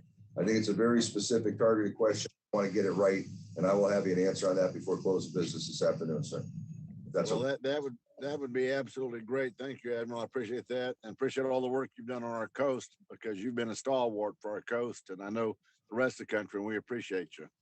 Your coasties in the Gulf have been busy, sir. Last year's record Atlantic Basin hurricane season was a bit demanding on our folks, but we enjoy the partnerships with all the Texas first responders and partners down there. Well, y'all stepped up and got her done. We appreciate that. So let me go to Ms. Leslie if I can. Good morning, Ms. Leslie. It's nice to get to meet you. You doing okay? Yes, sir. Thank you, sir. You bet. We sent you a letter. There's a project in our district by Texas Gulf Link, and it's to move oil offshore through a terminal about 25 miles out in the Gulf. And that we actually sent a letter to Secretary Pete Buttigieg on June 23rd. and I think you were copied on that letter. Do you recall that letter? Yes, sir. Thank you, sir. Oh, you betcha. Well, thank you for being here. This is going to be cutting edge offshore stuff that'll actually move product, help with our trade, help with the imbalance of trade and with energy independence and dominance, quite frankly. And they're waiting on a permit, and I think you've got it held up maybe in Marad. Is that my understanding? I want to be clear, sir. We are not holding the permit. We have not completed the environmental evaluation process, the NEPA process. So once that is completed, the agency's responsibility is to issue the record of decision. The NEPA is a joint action between MARAD and the Coast Guard. Has the NEPA, forgive me, but I was under the impression that NEPA had already been pretty much accomplished, no? We do not have a final environmental impact statement. We are, and you haven't asked me about this, but we're working to ensure that we have a complete record. We have had a variety of communication with the applicant, myself personally, others on our staff, to complete what is required to ensure that the NEPA is fully legally defensible and will support a record of decision. That is the process we are in.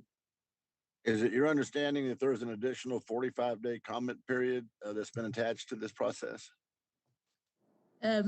We have had concerns about ensuring that limited English proficiency communities were able to participate in the NEPA process, and that is what we have asked the applicant to address. And as part of that, there would be an additional comment period, yes. Well, we were a little, I guess the applicant was caught a little bit by surprise because it was my understanding that they went out in community and when they did all of their hearings, all of their, or meetings, I guess I should say, all of their flyers and all of their distribution was bilingual. Did y'all know that? So we have reviewed the information that was provided to us by them, and concerns remained after that review to ensure that we had all participation that was required by limited English proficiency communities. Again, that is what is being addressed, what is required to be addressed. There are other elements of the NEPA process that are also in progress.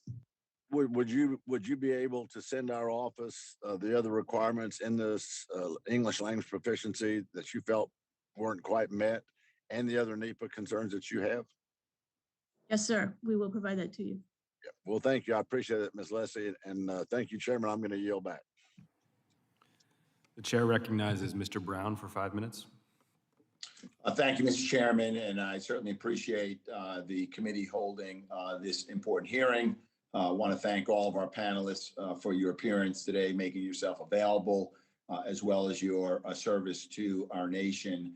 One of the areas that I focus on, particularly in my work on the House Armed Services Committee, is rooting out extremism in the military. And I'm very much focused on ensuring that our service components and the Coast Guard have the tools and the authorities to do just that. In particular, I'm interested in pursuing whether membership in an extremist organization is a cause or should be a cause for separation from the armed forces, from the Coast Guard. Commandant Schultz, last month during a Homeland Security Committee hearing, you commented on the existence of extremism in the ranks in the Coast Guard. And during this hearing, as you always have, you've committed to accountability from the Coast Guard. My question is it your understanding, is it your view that membership in an extremist organization should be cause for removal from the Coast Guard?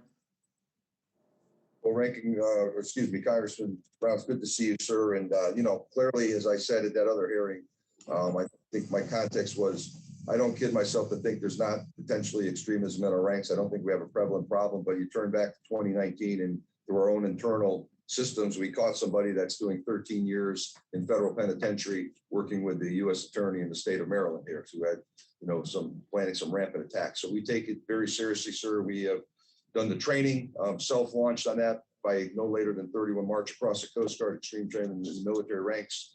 Extremism goes against our fundamental principles of the Constitution, sir, and it goes, against our core values. So your question about is membership an illegal activity for disenrollment from the service, sir, I think that has to be addressed at a level across the 6 armed services, probably through the legal counsel, sir. If we have folks that are demonstrating extremist behaviors beyond a membership, or whether they're not a member or not, then we are very concerned with that, sir, and we will investigate that and we'll root out those behaviors because they don't belong in our ranks. I hope that's responsive to your question. In terms of a membership, I think that's still ambiguous, and I'd want to circle back and talk to our lawyers.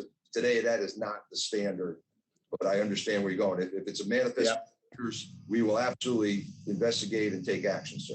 Yeah, and I appreciate that. And I know that is a sticking point about, first of all, defining extremism and then membership versus participation. All I know is that I got to imagine if I surveyed your coasties and I asked them, how would it impact your morale and readiness knowing that you were serving side by side with a member of the Oath Keepers? I think we'd find that you would have a serious problem in your ranks. But you are correct.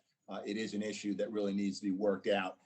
And we need to make sure you've got the clarification on that and the authorities to address it if that does become a standard where membership is cause for separation or ineligibility from service. I would like to ask, last year in the Defense Authorization Act, we created the position of senior advisor, basically serving as the equivalent of a chief diversity officer who would report directly to you. Can you tell us whether or not you've appointed that senior advisor on diversity? And if not, what the status of that personnel action is? Yes, sir, Congressman Brown. So the short answer is I have appointed a chief diversity officer in an acting capacity while we're doing the actual hiring. For us, if you look at our hiring process, it's unfortunately, and it's been conflated a bit in this pandemic environment, it's north of 135 days. But we have put someone in the spot responsive to the legislation in the NDAA, and we are working on a permanent hire, and that is afoot as we speak today, sir. Excellent. And then finally, it's probably more of a comment because I don't have much time remaining. I was able to include in the Defense Authorization Act last year a GAO study requiring the GAO to study reimbursements to the Navy, particularly for some of the defense readiness resource allocations that are placing a tremendous demand on the Coast Guard, and I believe pulling you away from a number of your 10 sort of core non-defense mission requirements. So my time has expired. I, like others on the committee, are concerned to make sure that the Navy is not tapping into the Coast Guard as a resource and that you're not getting reimbursed to do your mission. So with that, thank you, Mr. Chair, and I yield back the balance of my time. The chair recognizes Mr. Lowenthal for 5 minutes.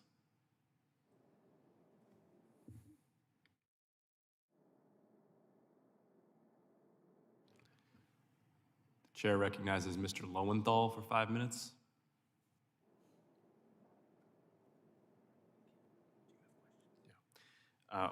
Looks like Mr. Lowenthal is otherwise engaged. The chair recognizes myself for 5 minutes. Ms. Leslie, this question's for you. With smart investments, we can ensure that our national security and maritime systems are as sustainable as they are effective. In my district, Bristol Community College is developing the National Offshore Wind Institute, which will provide the training and tools needed to develop a strong offshore wind sector. How will your budget requests advance the President's goal to achieve 30 gigawatts of offshore wind capacity by 2030? Thank you for that question, sir. The budget request, as I mentioned for the first time, supports, it actually makes requests for our grant programs. That includes the Port Infrastructure Development Program, for which $230 million is requested, as well as our America's Marine Highway programs. In addition, we are requesting funding for the META program. Our grant programs, particularly the Port Infrastructure Development Program, is our primary method of investing in port infrastructure. And I would note that this funding is available to ports that are seeking to provide laydown areas and other infrastructure support for offshore wind. I would also note that we have our Title 11 program, which provides funding for ship construction, would also be available for wind farm support vessels. These are really our primary areas of supporting port infrastructure. And digging more into port infrastructure and the onshoring, the onshore terminus, have you been engaged with Massachusetts, which is really now the site of the nation's largest offshore wind projects, with the Port of New Bedford, with Brayton Point, with the Cape, on any of their infrastructure needs? And do you have operational needs or infrastructure needs that are not being addressed in your budget that would advance any aims in Massachusetts? Thank you so much for those questions. I have not met directly with those ports. Want to emphasize that the application period for our Port Infrastructure Development Program is open now. Application period closes on July 30th, so we would welcome applications from any port seeking to support wind farm projects.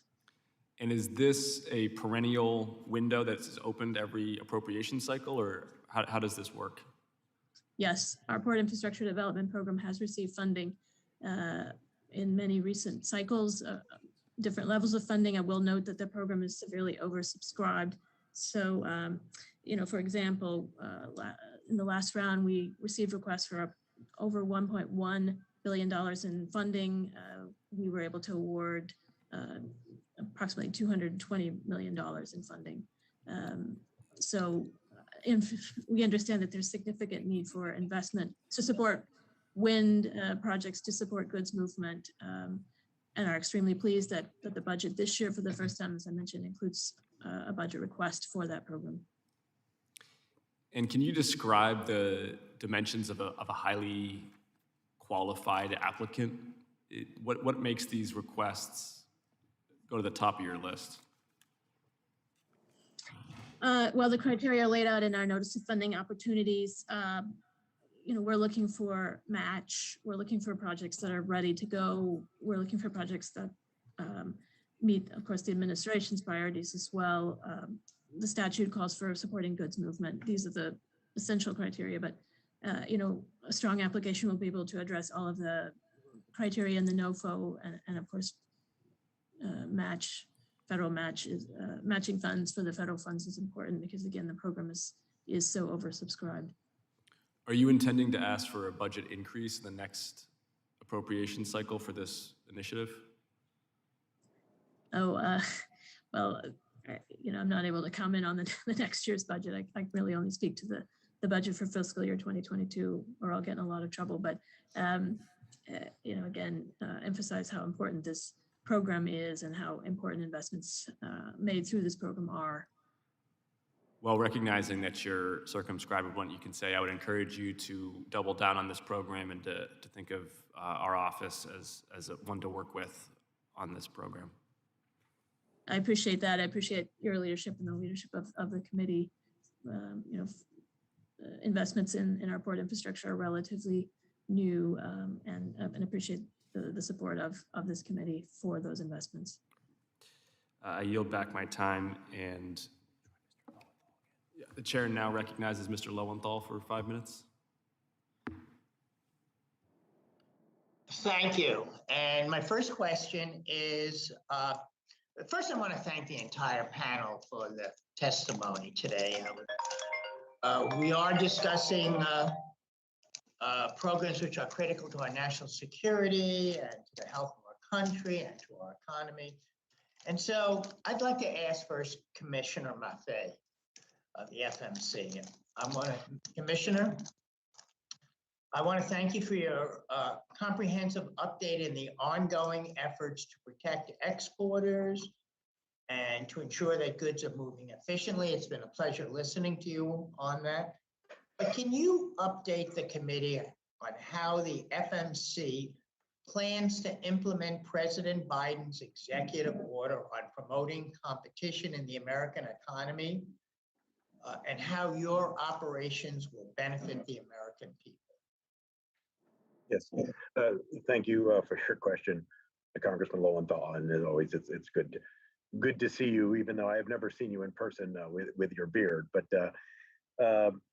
there's two ways basically, and this is because the president requests, and I do appreciate that he made it a request. He is respecting the independence of our agency, but he requests, that we work with the Justice Department, and that we do everything we can to make sure that we are enforcing against any of these charges, particularly detention and demurrage, that are unreasonable. And in this case, these are charges that are, for instance, if you're late to pick up a container, you get charged, or if you're late to bring back a container, you get charged. Problem with that is often the shipper or the trucker simply is not allowed to return it. The terminal could even be closed, and yet these charges still come. So we're doing we've already been doing an investigation of that. Though there has been a concern expressed even in this hearing that many are not willing to complain because they're worried about retaliation or other things. So we're also doing an audit of the 9 biggest carriers just to see how they do it. And maybe some of them do it fine, and we'll establish good practices. But that way we can really get to the bottom of it, refer for enforcement if needed, and try to set that straight.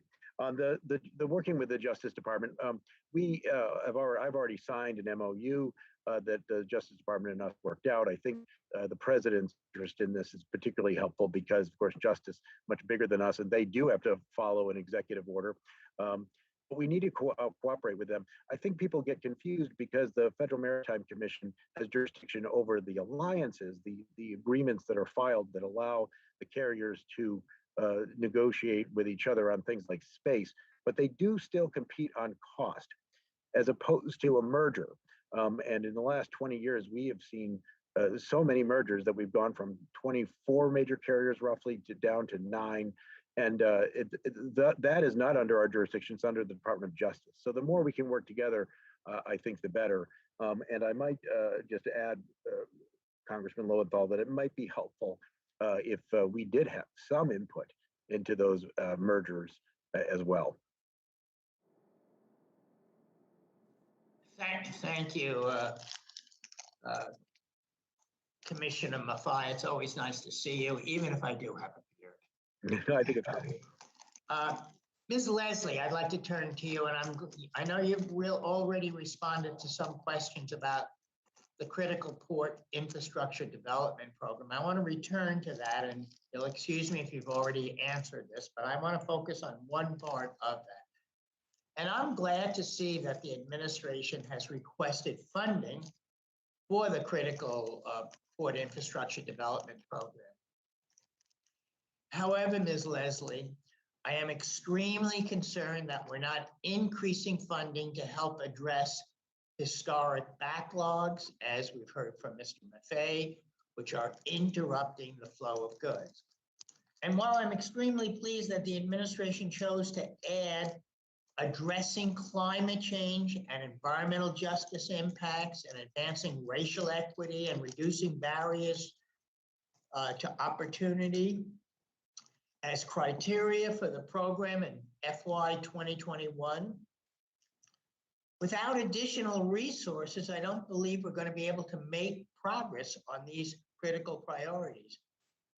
Can you address how the administration plans to advance these particular goals? Thank you, sir. Thank you so much for the question.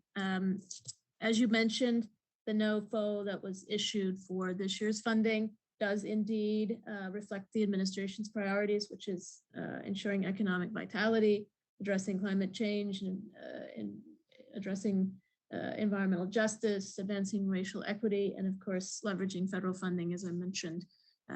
We will look to continue with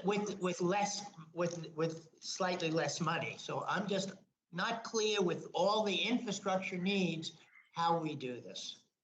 Sir, as I mentioned, I work for the committee, so I understand we work with the funding that is appropriated to us. As I mentioned, we understand there's a severe backlog. And I want to get to your point. We also understand there's an extraordinary challenge right now to move freight through the ports of Los Angeles and Long Beach and through the entire supply chain. This is getting highest priority from MARAD, from the department. As I mentioned, we just held a roundtable last week. We were able to meet with stakeholders across the entire spectrum, the port directors, the mayors of Los Angeles and Long Beach, Secretary Kim from CalSTA, rail, trucking, the ILWU, terminal operators, PMA. We recognize the extensive needs for infrastructure, but we also recognize that there are opportunities to reduce friction and improve goods movement right now.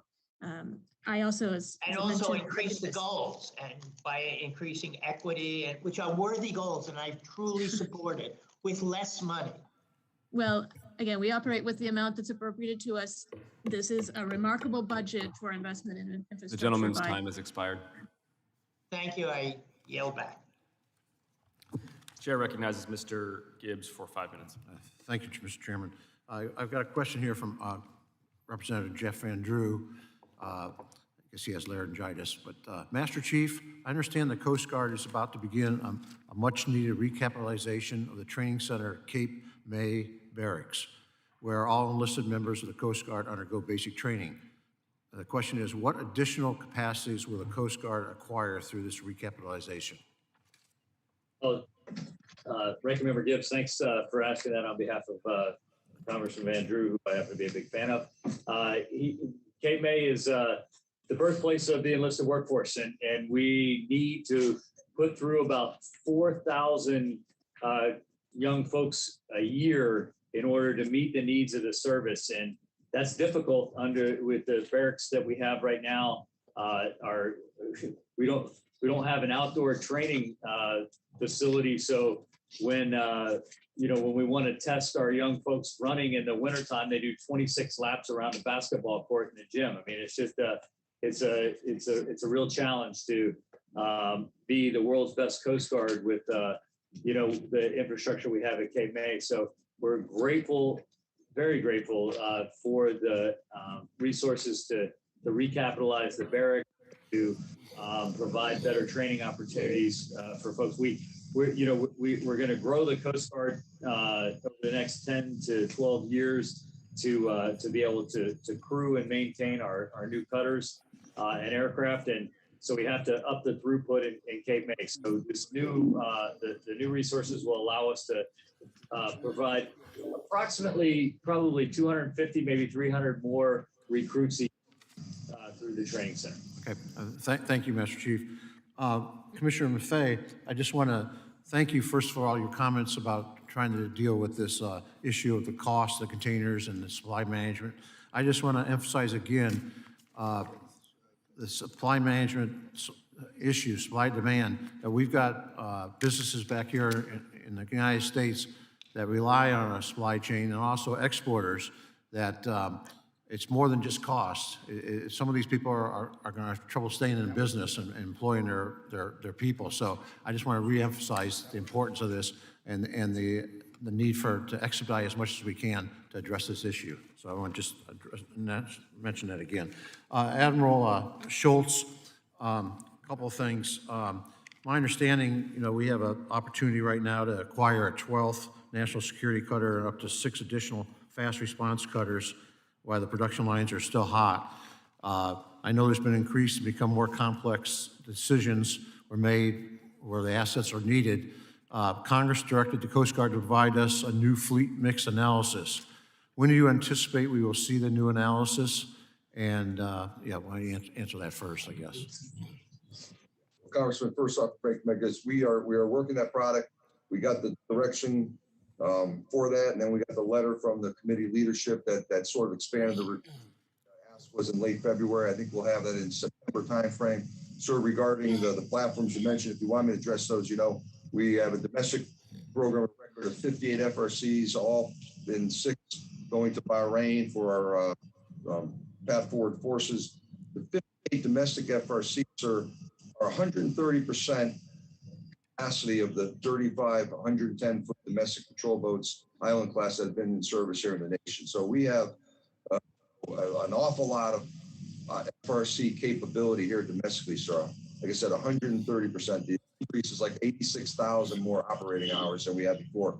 In terms of the 12th NSC, NSCs are great ships, sir. You know, the program record was 8. The Congress has supported the procurement of a 9th, 10th, 11th, 10 and 11 are under construction.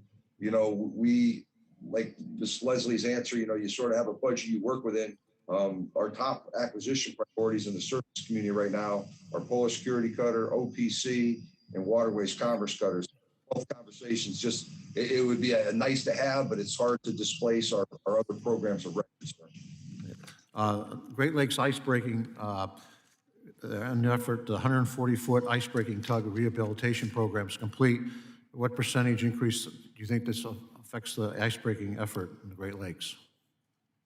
Sure, we have, you know, the midlife on the 140s, the tugs has completed. We have 6 up there. We brought another one into the lakes. We have the GLIB, the Great Lakes Icebreaker. You know, when that fleet is all up, I believe we can cover down on all the mission requirements up there. Now, the fact is, you know, those icebreaking tugs, the first one was delivered around the mid-80s. So that's a approaching 40-year-old ship.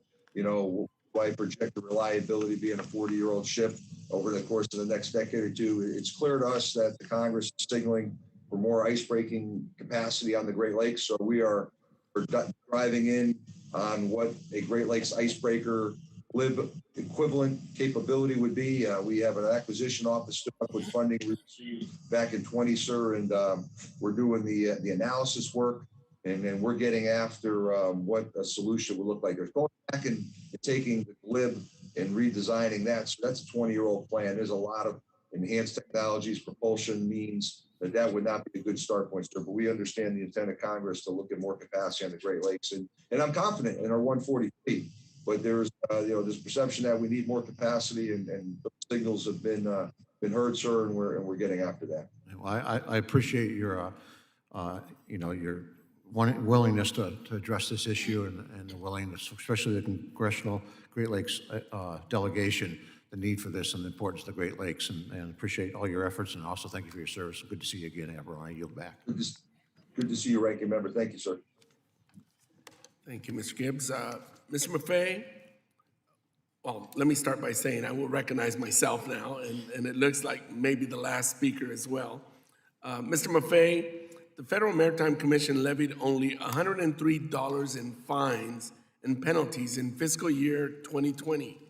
This is a significant decrease from 2019, when $660,000 was levied, and 2018, when $1,108,000 were assessed for penalties.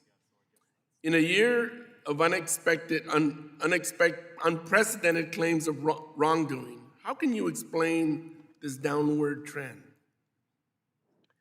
Well, there's a couple of different ways that are important here. One of them is that is whether or not we can get the complaints, and that does involve some of those fears that we talked about earlier about retaliation or whatever. I will tell you, I do think there's an issue, but the number doesn't bother me so much because that's COVID related, and concluding these cases is rather challenging, and now a lot of them are coming up to the pipeline. So just like the carriers get backed up, sometimes these cases get backed up too. But what does concern me is that even when you do mention the times when we've been collecting fees, and I should note that I've only been chair since late March, so both those years where there were penalties collected in the year that you mentioned last year, I wasn't chair.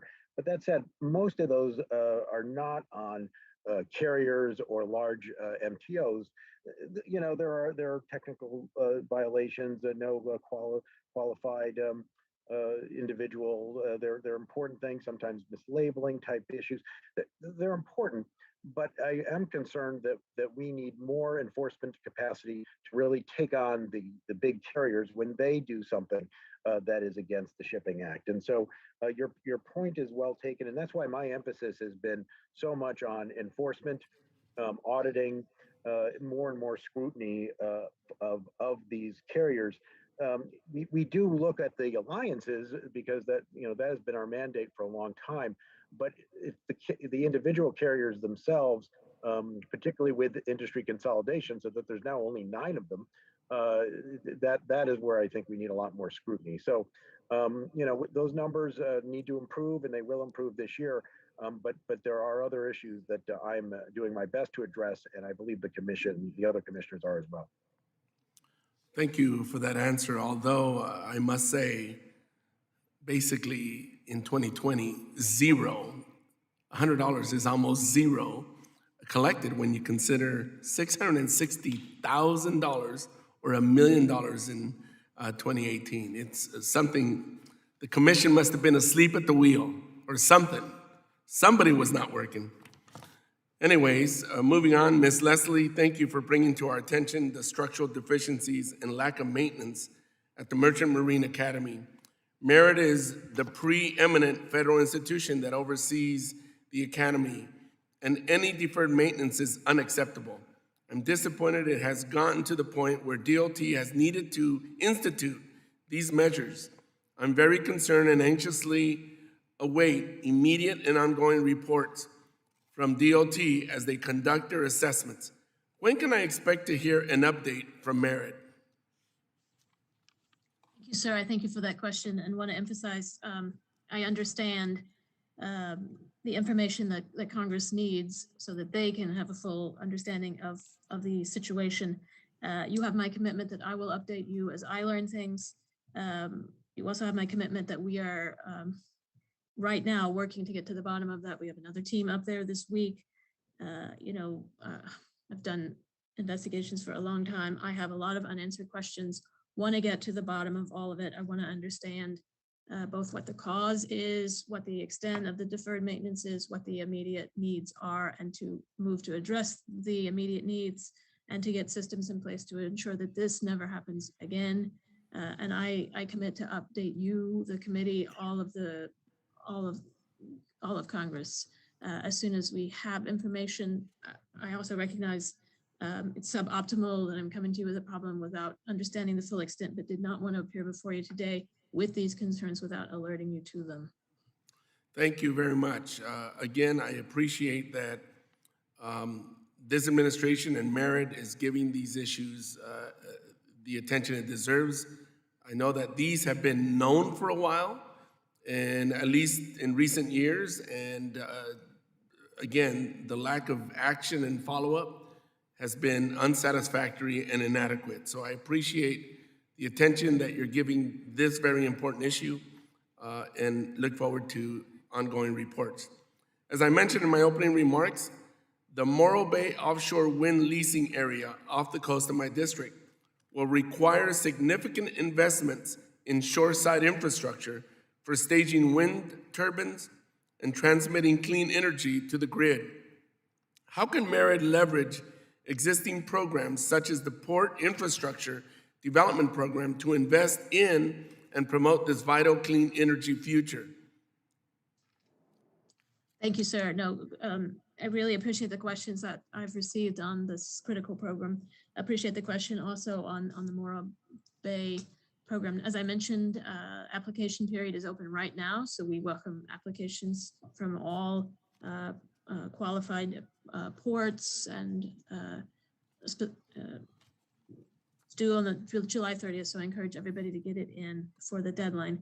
As I mentioned to Mr. Lowenthal, mentioning to you, we recognize that the needs far exceed the availability of funding. And I would be remiss by not drawing attention to the fact that the president has proposed a significant investment in port infrastructure as part of the American Jobs Program. I know, and obviously discussions ongoing, but the administration recognizes the need for significant investment in ports, and that's reflected in the president's proposals. So, we will, again, look forward to receiving applications, and we will review those and make awards as quickly as we can. Well, thank you very much. And like I said, that's extremely important, those programs for my district. Ms. Leslie, these and similar green infrastructure investments are critical to reach our emission reduction goals, and yet Merit requests no additional funding for PIDP. Please explain how additional funding for the program could help to address emission reduction goals. Thank you so much. Well, Obviously, if we have additional funds to invest, we can support additional port infrastructure, and that includes infrastructure that would reduce emissions. You mentioned, I just want to be clear, for the first time, a president's budget has requested funding for the PIDP. And of course, the president has proposed an entire program to make our ports, to address emissions associated with port operations. So the administration understands the extent of the need and has proposed historic and unprecedented investments in port infrastructure. Well, thank you very much. This concludes our hearing for today. Oh, one second, Ranking Member Gibbs. I just, Mr. Chairman, I have unanimous consent for Representative Don Young's questions for put in the record. Without objection, so ordered.